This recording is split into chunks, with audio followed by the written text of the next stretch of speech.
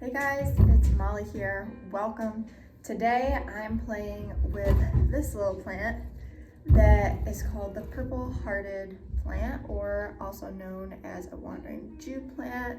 It has a couple different names. It's a really pretty plant, and I'm just giving this plant a little bit of TLC that it really needs. If you see here, I have my pot that's been in, it normally lives outside over the summer, and it got really crazy this year. And then when I brought it inside, before it got too cold out for it, I put it right over an air vent, telling myself I was going to move it. And I just never got a chance or found a place for it to move. And if you're familiar with this plant, you know it can be a little bit brittle sometimes. Like these stems, they break very easily. But also, when you don't water it enough or you miss waterings, it will start to die from the very base of the plant, and it will basically just die, and you'll have an inch or two up here that's dead, and then the rest of the strand will look like this, and it'll look great.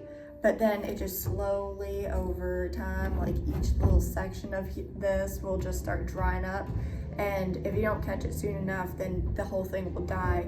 But luckily that didn't happen. I still have a few strands that I was able to keep intact and able to keep in the soil. And then with the rest of them, I kind of picked apart what was healthy and what wasn't healthy, and then stuck them in some water and water propagated. And they water propagate really easy. And I even have this jar did really well. I think it was getting some morning sun where I had it in my living room, and it just, the roots are crazy looking. I don't know how well the camera picks it up, but it looks really cool. And then the rest of them I put in this jar. And so today I'm just transferring these, looking at the roots and putting anything that has good roots into here. And then I'll get the soil really wet for these guys transferring over, since they have been in water for a while. And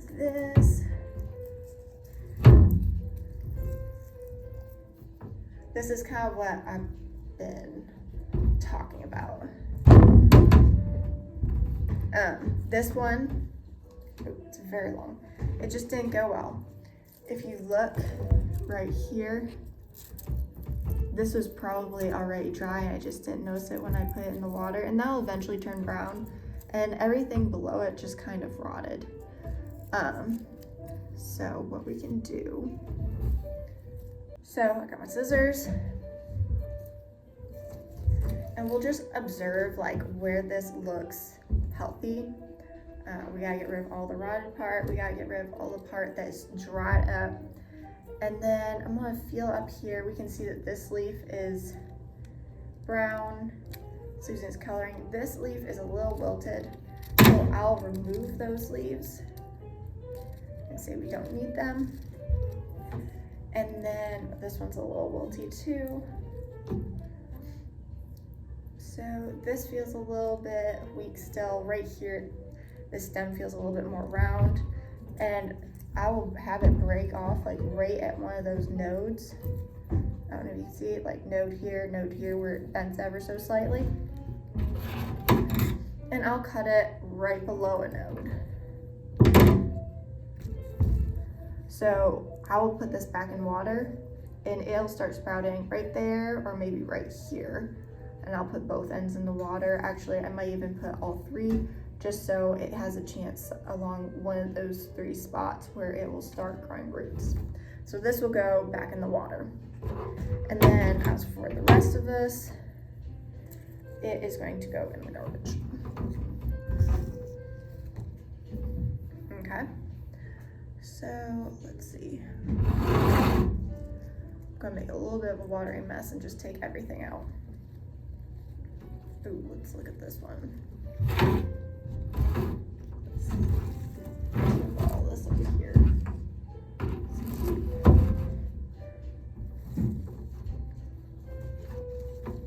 This one's cool, because So you can see from the one little node, it actually started sprouting and growing more leaves out of it. And you can see where the roots come out of the node, like that. So I'll probably give this a little bit of room right here and try not to bury those little leaves that started, and hope that they can continue on. You kind of want to make it very secure in the soil, just because they easily seem to pop out, at least in my experience. All right. And so by doing this, I just want to fill up the pot again. And what I'm actually going to do is hang it above where my head is right now. And as you can see, the sun is coming in over my head and creating a horrible glare. But I think it'll be really good for this plant. I think it'll like it. And it mostly just needs to not be where it was over the vent, getting dried out and dehydrating it. So this is a little one.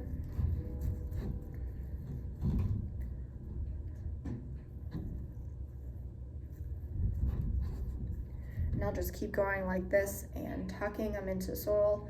If I get ones like this where this end is, you'll know when it's brown, because the stems have like a purple stem with like green speckles, and if it starts to rot, it will not be purple, it'll be brown, and you can normally just snap it right off like that. And our roots are still attached right there. So we'll just stick a nice healthy little cutting back into the soil.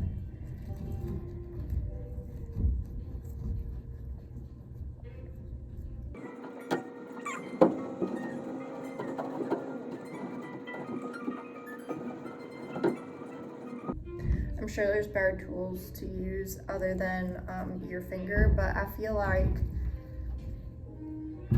I'm able to dig around the other existing roots already and create just enough space for that little stem.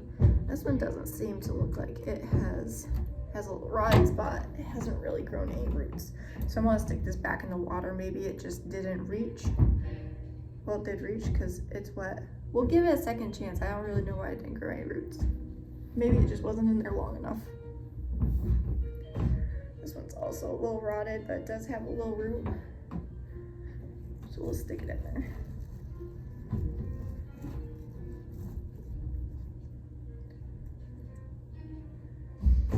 Now we have all of these.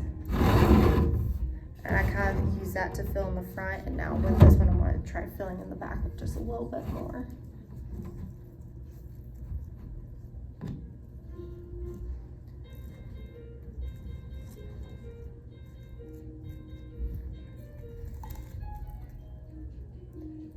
I feel like it's just easier to get the table all wet and actually be able to see what's going on. This one straight up rotted. We're just going to toss it.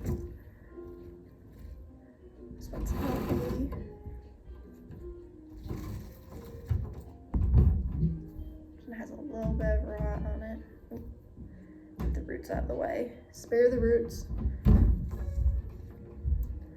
Let's see. This one looks good. This is just kind of proof that you can pretty much anywhere on the plant, anywhere where there's nodes or even where the leaves are coming out of, you can get roots, because this is a whole string of a plant. And then I stuck the middle. The middle is kind of bent, so I stuck that in the water, and there's your roots. So it's very easy to wire propagate, which is why I really like it. It's one of those plants that I like to give friends because it looks really cool, and then if it doesn't work out, it's like it really doesn't matter. Like, you can wire propagate more, or I can wire propagate more, and you can try it again. We can just keep trying because it's not really that hard of a plant to deal with. It's just a little bit, takes a gentle hand. It looks like that part was rotting. It might have just been very dark because it does not feel rotted, but oh well. I'm gonna remove this leaf.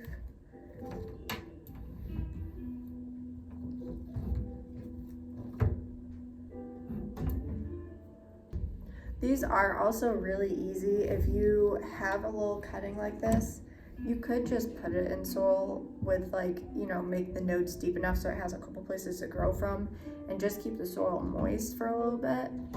The only reason why I really like doing it in the water is if I get a little bit of rot at the end, I can kind of like take it off and I can manage it a little bit easier, and then I'll end up putting it into a damp soil. Damp soil sometimes is more of a cause of rot, so I don't like to keep it super saturated for a very long time. So I feel like getting the roots started beforehand makes it so I don't have to have a waterlogged pot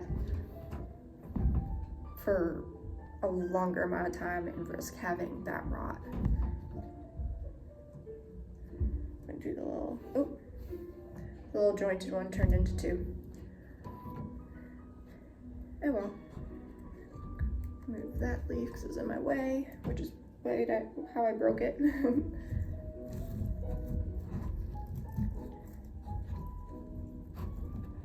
Tuck in the roots.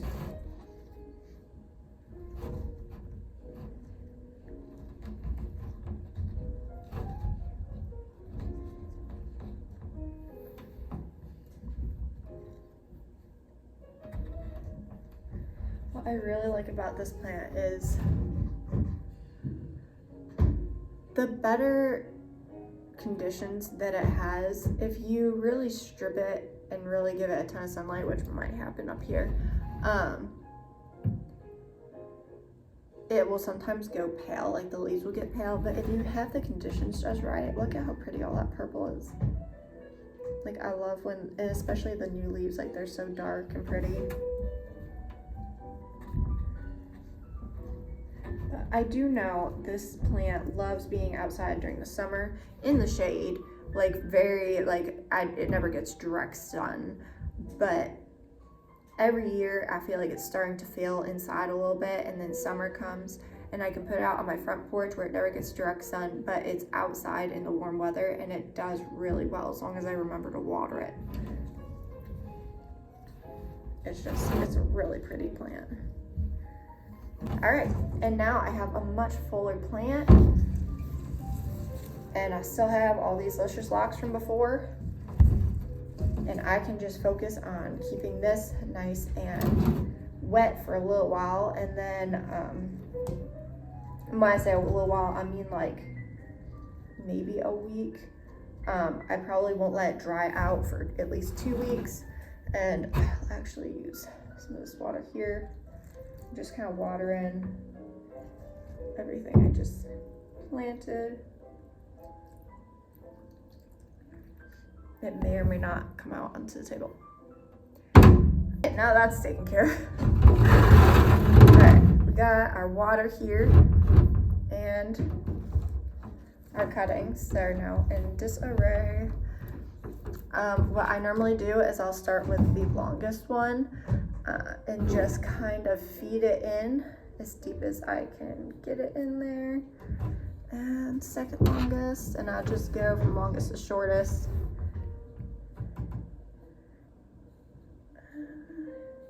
We'll try it. I might put that one down a little bit deeper because it might have a little bit of rot starting. And I'll just feed them all in there, so make sure they all have a couple nodes in the water.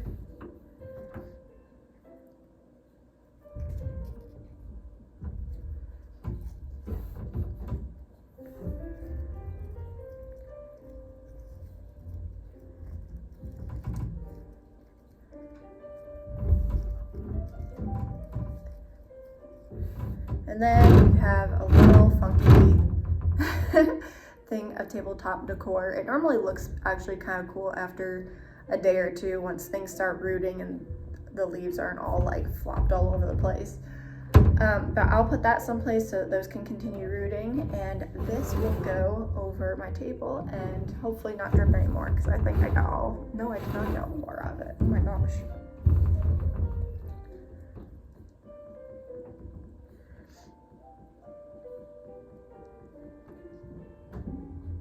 this is what drainage holes are for. Just to, you know, so you don't have so much water sitting up here to cause root rot. That is the other thing. They do rot pretty easily, even though they will tolerate water, and especially when they're just starting to root, like having wetter soil is more important. Once they're established, you don't want a waterlogged pot all the time. And if you can just kind of keep it in that happy medium, I mean, this plant normally does really well. And that is my purple-hearted plant, also known as the wandering Jew plant. And I'm sure I'll put the scientific name somewhere in the caption. But that is what I do to take care of mine, and how I take care of it when it just needs a little bit of TLC to make it thrive again. So thank you guys for coming along with me, and until next time, see ya.